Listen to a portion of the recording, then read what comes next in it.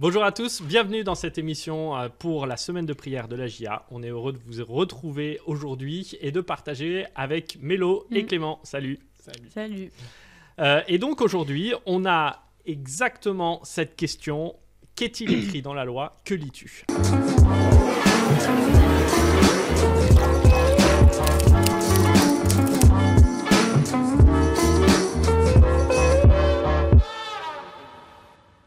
Alors, on va partager autour de ce texte-là et de... Partager. On va partager. Ouais. Alors Mélo, Clément, on est autour de ce texte-là qui se trouve dans Luc 10, versets 25 et 28.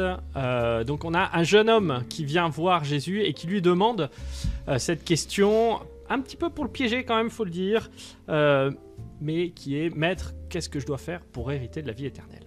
On a ce texte-là qui vient et puis Jésus qui va répondre. Les deux commandements les plus connus, aimer Dieu et aimer son prochain comme soi-même. Alors qu'est-ce qu'on retire de ce texte-là? Qu'est-ce qu'on dit un petit peu de tout ça? Mélo, Clément? J'y vais? Vas-y. Ok. Déjà sur la notion d'héritage, je pense que je peux partir là-dessus. Donc ils disent comment, c'est ça, comment est-ce que je peux gagner Hériter la vie éternelle.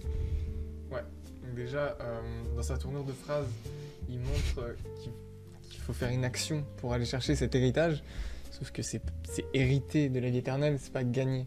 Donc du coup, on peut pas aller chercher un héritage, il nous vient directement dessus. C'est soit on l'a, soit on l'a pas, quoi. C'est direct, il y a pas d'action à aller pour aller chercher cet héritage. Non, j'ai pas plus de choses à dire, il a tout dit. Il a tout dit. Bon, bah on arrête l'émission là maintenant. C'est ça. Allez, c'est parti, c'est fini. Bon, non mais c'est intéressant, c'est-à-dire que cette question elle est piégée en fait. C'est ça que tu veux dire? C'est que dès le début, il n'y a pas vraiment de réponse en fait. Comment est-ce que je peux aller Et déjà, tu vas pas chercher un héritage. Tu vas pas demander un héritage à quelqu'un. Ou alors ça veut dire quoi si tu demandes ça veut dire j'espère que tu vas crever bientôt, quoi. Donc, C'est ça. Oui, tu imagines pas aller voir ton voilà, père c'est et lui ça. dire Non. donne-moi Moi, ma mon part père, d'héritage, ouais. etc. Ça nous fait écho à une petite histoire dans la Bible du fils prodigue, bien entendu. Mais là, en l'occurrence, qu'est-ce que ça, à quoi ça l'amène en fait ce jeune homme en posant cette question-là? C'est une question qui est complètement piégée en fait et qui va l'amener nulle part. Ça nous est peut-être déjà arrivé. De se poser des questions et de poser des questions qui vont nulle part, comme là, maintenant, en ce moment. Là, comme là, ouais, avec Parcoursup, on se pose plein de questions, on se remet en cause, et puis il y a beaucoup, là, faut choisir, quoi. Puis c'est un moment, c'est le moment où t'as le plus de choix, que t'es là un petit peu perdu devant tout ce que t'as. Et là, pour revenir, du coup, sa phrase, il a une question qui est il se perd un peu dans sa question, parce qu'il veut aller chercher un héritage. Et du coup, qui dit question mal tournée, dit réponse un peu compliquée. Du coup, c'est pour ça que il répond avec deux questions. Ce qui est assez intéressant. Tu veux continuer là-dessus? Non, tu peux pas. Mais je que parle trop en fait, tu me laisses pas le temps de parler. Mais vas-y. Non, t'as tout dit encore. Mélo, alors vas-y, on y va, on t'écoute. Les deux questions. Non, du coup, j'ai plus rien à dire. Ouais, ce qui est intéressant, c'est quand même que Jésus a une question qui est biaisée d'avance, qui est pas bonne pour finir. Jésus, lui, il va reposer deux questions. Ces deux questions qui sont dans le partage. Qu'est-il écrit dans la loi? Que lis-tu? Ces questions, elles sont là pourquoi, à ton avis, Mélo? Concrètement, moi, je pense qu'il voulait pas lui répondre. Il lui répond par une question. Je trouve que répondre par une autre question, c'est ne pas vouloir répondre à la question. On peut pas répondre à l'héritage, un héritage en fait. C'est pas possible en fait. Tu vas pas demander à quelqu'un un héritage. Justement, il le guide. Là, il va le ramener à deux autres questions qui vont le guider donc, dans son interrogation. Ouais. Donc là, avec une première question, c'est ramener à la loi, donc quelque chose qui est écrit. Après, il fait appel à lui. Qu'est-ce que tu lis, c'est ça? Comment le lis-tu? Il fait appel à lui, à ce qu'il en pense. Qu'est-ce qu'il ressent? C'est ça. Donc en fait, il va pas refuser de répondre à ces questions, il va juste le guider dans son questionnement. Donc c'est ça qui est super intéressant là-dedans. Alors, ce que j'entends de ce que tu dis, c'est vraiment que, en fait, Jésus est là, non pas pour lui apporter seulement des réponses, mais l'aider. Pour le guider. Ouais, et puis Ouais. l'aider à réfléchir, c'est ça? Ouais. Ah, c'est ça. Parce que surtout, là, il n'y a pas de réponse. Hein. Concrètement, l'héritage, tu l'as ou tu l'as pas. Ouais, c'est ça. ouais. C'est que la question est tellement biaisée d'avance. Ouais. Dire qu'est-ce que tu dois faire pour hériter. Faire pour hériter, ça va va pas ensemble. ouais. Ouais. Et donc, ce qu'il est en train de dire, repose-toi la question. Remets-toi en question parce que ta question, elle est biaisée d'avance. Et donc, tu vas avoir des mauvaises réponses. Quand tu te poses les mauvaises questions, tu as forcément des mauvaises réponses. C'est ça? Ouais, c'est sûr. Alors, tu parlais tout à l'heure de Parcoursup. Ouais.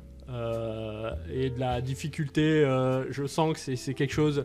C'est pas la première fois que j'entends Parcoursup chez les jeunes. Qu'est-ce qui est difficile en fait dans Parcoursup? Ce qui est difficile, c'est de faire un choix déjà. Parce qu'un choix, ça implique un renoncement. Là, pour le coup, beaucoup de renoncements. D'être déçu aussi. Parcoursup, il y a beaucoup d'être déçus parce que C'est ça. ils vont choisir beaucoup de bons élèves et donc du coup forcément Parcoursup t'es pas pris Exactement. facilement quoi. Enfin, C'est que là, il y a beaucoup d'hésitation. Donc, déjà, il y a beaucoup de choix. Hein. Donc, il va falloir renoncer à beaucoup de choses. Là, on hésite beaucoup. Hein, tous, je pense qu'on est tous dans ce cas-là. Après, il va falloir assumer du coup la continuité du choix. Hein. C'est quelque chose d'assez compliqué. Parce que du coup, il faut assumer. Ouais. Et puis, on peut souvent avoir des remords. Parce qu'on aurait pu prendre un autre chemin qui nous aurait permis d'aller autre part. Et là, en plus, c'est un choix très important. Parce que, moi, je le prends comme ça. Après, même si on peut un peu bifurquer après, c'est un choix qui marque un peu la continuité de notre vie, en fait. Et puis il y a le stress aussi. Parce que pendant une longue période, t'es en mode est-ce que j'ai fait le bon choix? Parce que Parcoursup de mars, je crois, mars-avril jusqu'à juin, tu n'as pas de nouvelles en fait. Et juin, tu découvres tes mauvaises nouvelles malheureusement. et donc je trouve que Parcoursup c'est une longue période de stress pour être déçu à la fin au final.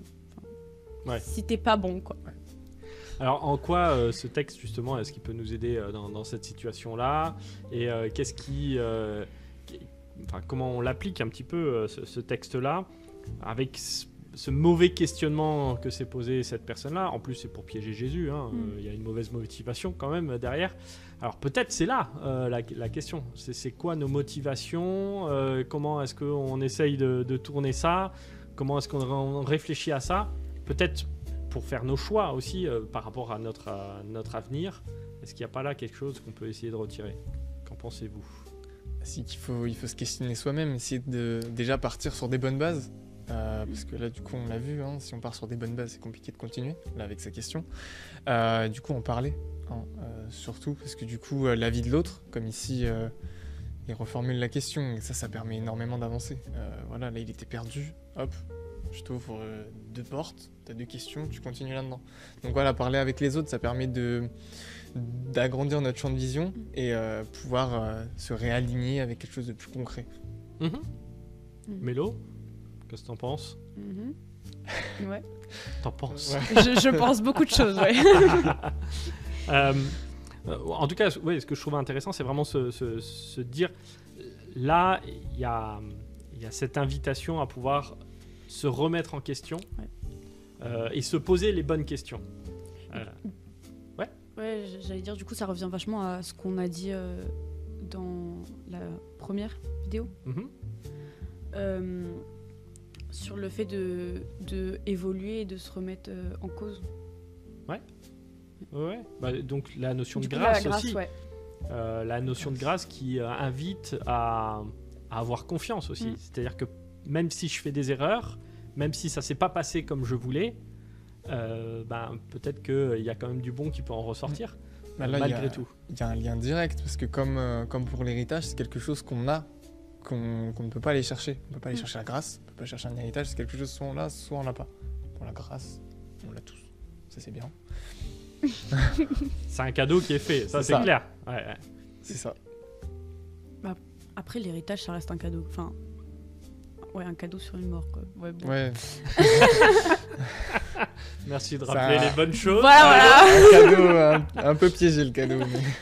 Non, mais en même temps, ce qui est d'intéressant, c'est surtout que ce cadeau qui nous est fait est un cadeau qui est gratuit et qui n'est pas lié, comme le pose cette question-là, à quelque chose que j'aurais gagné parce que j'ai bien fait les choses. Alors, ça nous rappelle ce texte-là nous rappelle un autre texte du jeune homme riche qui vient voir Jésus et qui lui dit que dois-je faire pour hériter de la vie éternelle. Il a fait plein de choses, mais il reste frustré. Et Jésus va l'inviter à non plus seulement rester dans cette relation de transaction marchande entre lui et Dieu, mais de rentrer dans cette grâce qui est de suivre Jésus et d'aller avec lui. Peut-être que là aussi on a quelque chose pour Parcoursup et pour nos choix qui sont d'inviter peut-être les uns et les autres à être avec Jésus ou je sais pas, qu'est-ce que vous en pensez de tout ça? Moi, je bien... développe là. Bah oui, non, mais j'allais revenir sur un truc, c'est le lien avec les autres. Ouais. Parce que d'un côté, la grâce qui nous est donnée par les autres, et d'un autre côté, c'est un peu opposé, l'héritage qu'on prend à quelqu'un. Du coup, voilà, c'est quelque chose ça se rapproche, mais c'est quand même assez distinct. Je sais pas quoi ajouter là-dessus. Très bonne conclusion. Merci, Mélo. Eh ben, écoutez, si c'est la conclusion, si vous avez rien à rajouter, on peut... Non, pardon, j'ai coupé, désolé. Eh ben, vas-y.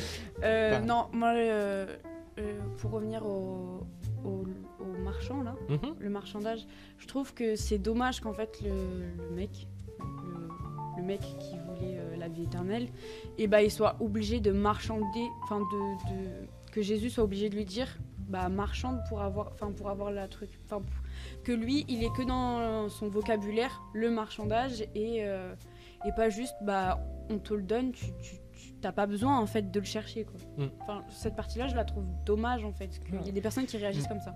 Et puis qu'il n'ait pas compris, en fait. C'est ça. C'est surtout... Qu'il n'ait pas compris que c'était gratuit et qu'à un moment donné, il était dans un espèce de marchandage avec Dieu pour essayer d'obtenir, alors que là, c'est totalement gratuit.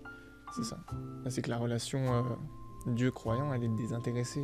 Enfin, on a rien à en gagner. Non, c'est faux. On a tout à y gagner, mais lui, il n'a rien à y gagner. Voilà, c'est ça. Alors ça, c'est super intéressant. Et en fait, on va trouver ça aussi dans la suite de notre semaine de prière. On va le garder, ce sujet au chaud, tranquille. Mais par contre, ce que je trouverais intéressant, c'est qu'est-ce qu'on peut donner en héritage à nos amis. Peut-être un petit défi là pour eux aujourd'hui. Alors là, c'est le grand flou. Là, On va trouver. Allez, on réfléchit. Le blanc. Sur l'héritage. J'ai une idée. T'as toujours des idées, Flo. Ouais, ça m'arrive de temps en temps. Est-ce que on leur dirait pas, puisque là on a parlé de gratuité, est-ce qu'on leur dirait pas, le défi, c'est de donner un compliment ou deux compliments gratuits à quelqu'un. Voilà. Ouais, si. Ce que vous en pensez. Si on valide, c'est une très bonne idée. Ouais, je suis d'accord. Faites des compliments, les gars. Des bonnes idées. C'est bien les compliments. Vous avez compris le défi d'aujourd'hui. On était heureux de partager avec vous. Merci Mélo, merci Clément d'avoir partagé cette émission. Merci Florian. Et on se retrouve bien entendu demain pour une nouvelle émission sur cette semaine de prière de la JA. On est heureux d'être avec vous et de partager encore ce texte biblique. Et donc, on se retrouve demain. Allez, bye bye.